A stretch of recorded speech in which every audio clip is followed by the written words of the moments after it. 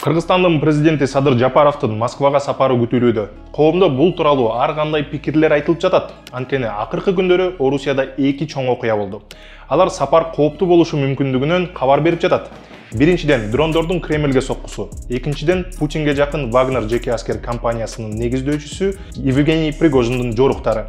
Мындай кырдаал эмнеге түзүлдү? Менин атым Арген Бактыбек уулу, азыр баарын айтып берем. Кыргыздарды өлүмгө ээрчиткен Вагнер жеке аскердик компаниясынын ээси Евгений Пригожин орус бийлигине катуу нааразы. Уда жарыяланган видеолорунда коргоо министри Сергей Шойгу менен Генштаб начальниги Валерий Герасимовду ашата сөктү. Пригожиндин айтымында вагнерчилерге зарыл курал-жарактардын 70% келбей, мунун айынан жалданма жоокерлер жапырт кырылууда. Эгер 10 майга чейин сураганыбызды бербесеңер, вагнерчилер Бахмуттагы фронтту таштап чегинет дейт Пригожин. Бул анын эң катуу эскертүүсү же шантажы болду. Башында Вагнердин Кыргызстанга болгон терс таасири тууралуу айта кетели. Ачык булактардан биз кеминде аты жөнү ачык аталган 17 кыргызстандык Украинадагы согушта көз жумганы тууралуу маалыматтарды таба алдык. Бирок баса белгилеп айта кетели, булар аты жөнү ачыкка чыккандар гана. Чын-чынында Украинада канча кыргыз согушуп жүрөт, канчасы өлдү, так билүү кыйын. Өлгөнү белгилүү болгон 17 кишинин 9-у орус жарандыгын алып, Орус Федерациясынын армиясына контракттык негизде кошулган. 8 кыргызстандыкты Пригожиндин Вагнери түз эле түрмөдөн азгырып, балким мажбурлап согушка алып кеткен. Алардын баары Бахмутта көз жумду. Мисалы, Медиахаб кыргызстандык Яңгибай Рахимов тууралуу айтып берген. Рахимов Орусияда баңгизат ташуу беренеси менен кесилген.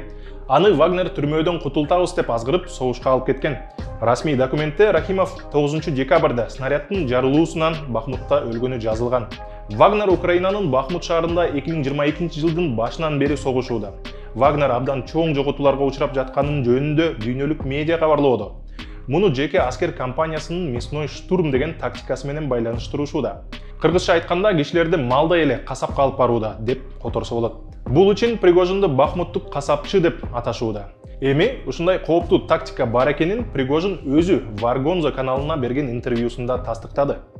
Вот мы сейчас берем Бахмут. Мы придумали брать Бахмут, чтобы перемолоть часть украинской. И мы посчитали, сколько украинцы будут готовить войск и сколько войск мы будем перемалывать, если начнем ту самую бахмутскую мясорубку. И убедились в том, что у них не будет наступательного потенциала до конца 2022 года. И бахмутская мясорубка была нужна, чтобы до конца 2022 года их молоть, чтобы они вбрасывали все новые резервы. Мындай кооптуу чабуулдарга алар биринчи эле эркиндикти эңсеп абакта отургандарды жөнөтүшөт. Анын ичинде кыргызстандыктар дагы бар. Бирок согуш башталганына 1 жылдан ашты, Вагнер дагы эле шаарды толук ала албай жатат. Тескерисинче, Пригожин жаңы видеодо 10 майда жалданма аскерлери Бахмутту таштап кетерин билдирди. С 10 мая 23 года мы выходим из населенного пункта Бахмут. Нам осталось взять 2 с небольшим километра из 45. Но если по причине вашей мелкой зависти вы не хотите подарить победу россиянам по взятию Бахмута, это ваши проблемы. Вагнер орус куралдуу күчтөрүнүн расмий бөлүгү эмес, бул жеке компания. Көптөн бери орус бийлиги да бул уюм менен мамилеси бардыгын мойнуна албай келген.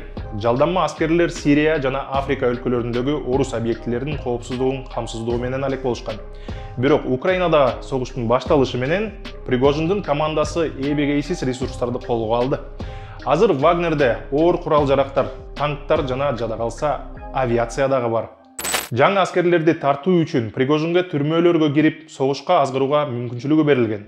Деги эле армияда чоң даражадагы офицерлер менен айтышуу болбойт. Пригожин бизнесмен болгондугу үчүн ал өз каналдары аркылуу согуштун жүрүшү тууралуу көптөгөн маалыматтарды таратып, генералдарды ачык эле сындап жатат.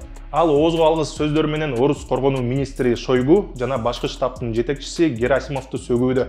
Вот это вот парни ЧВК Вагнер, которые погибли сегодня.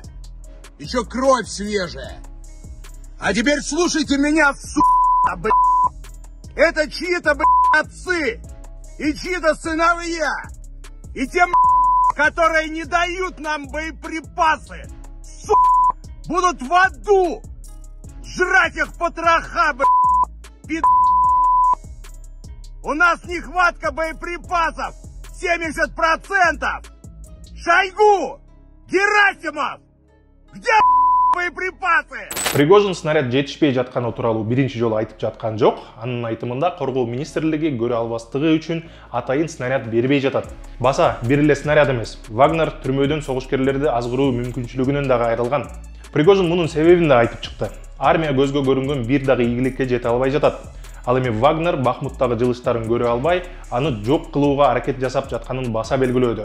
Пригожиндин сөзүнө Кремлден реакция боло элек, бирок Путиндин басма сөз катчысы бул кайрылууну көргөнүн айтып, азырынча комментарий бере албастыгын белгиледи. Вагнер орус тарапта согушуп жаткан жалгыз эле жеке аскер компаниясы эмес, Редут, Волк жана башкалар бар. Анын үстүнө да мамлекеттик Газпром компаниясы жаңы жеке аскер уюмун түзгөнү жөнүндө Пригожин өзү белгилеген. Андан тышкары Чечен Республикасынын президенти Кадыровго окшогон регионалдык лидерлердин өзүнүн армиялары бар экендигин дагы эске алалы. Мындан орус аскердик түзүмдөрүндө согуштун так ортосунда таасир талашуу болуп жатканы ачык эле көрүнүп турат. Бул материал жасалып жатканда Вагнер Бахмуттан чыгып, анын ордуна Кадыровдун согушкерлери кирмей болду. Муну Пригожин өзү белгиледи. Ал тапта Украинада жаңы аскер техникалары, заманбап танктар келип, жаңы чабуулдун башталышы күтүлүүдө. Украин дрондору орус аймактарындагы складдарды жана базаларды жардырууда. Жакында эле дрондор Кремлге чейин жетип жарылды. Аны украиндер биз кылган жокпуз дегени менен орус бийлиги украиндерден көрүп, артында АКШ турат деп шектенүүдө. АКШ да аны четке кагып, бул тескерисинче Кремлдин өзүнүн эле чагымы дешет.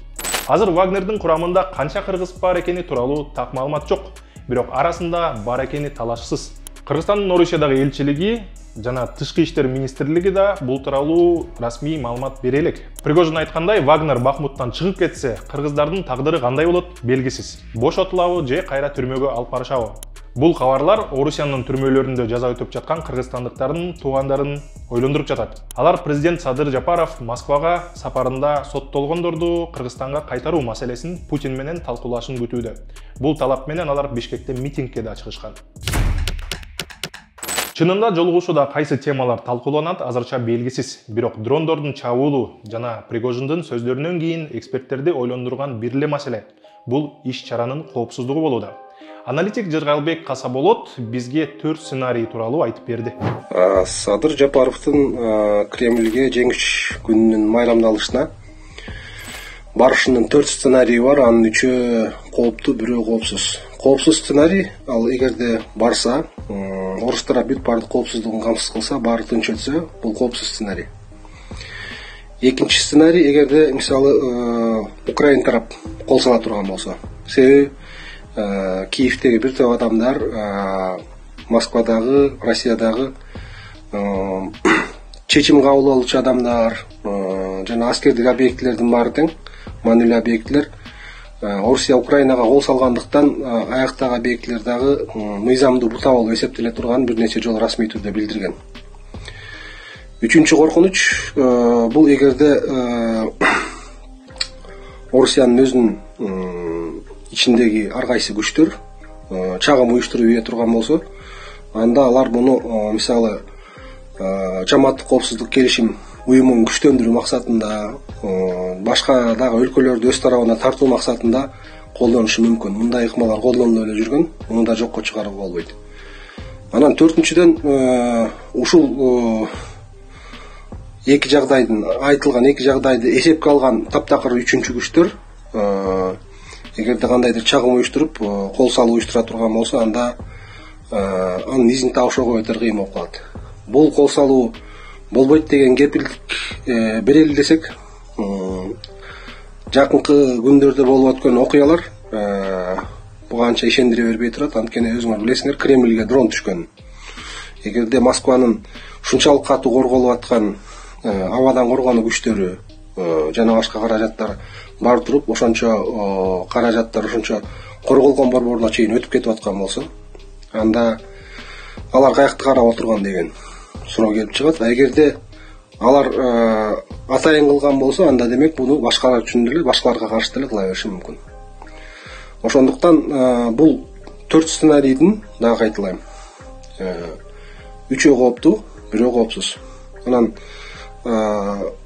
бул боюнча чечимди дагы башка маалыматтарды эсепке алуу менен, биз билбеген маалыматтар дагы болушу мүмкүн. Аларды эсепке алуу менен биздин коопсуздук органдарыбыз өздөрү чечим кабыл алып, жетелчөп бир кесип кеңешип кескен бармак ооргайт дегендей чечим чыгарышы керек. А сиз кандай ойлойсуз? Кремль өзүнүн коопсуздугун камсыздай албай, орус күч түзүмдөрү бири-бири менен кырылышып жаткан кезде Кыргызстандын президенти Москвага барганы канчалык коопсуз? Оюңузду сөзсүз комментарийге жазыңыз. Аман болуңуз.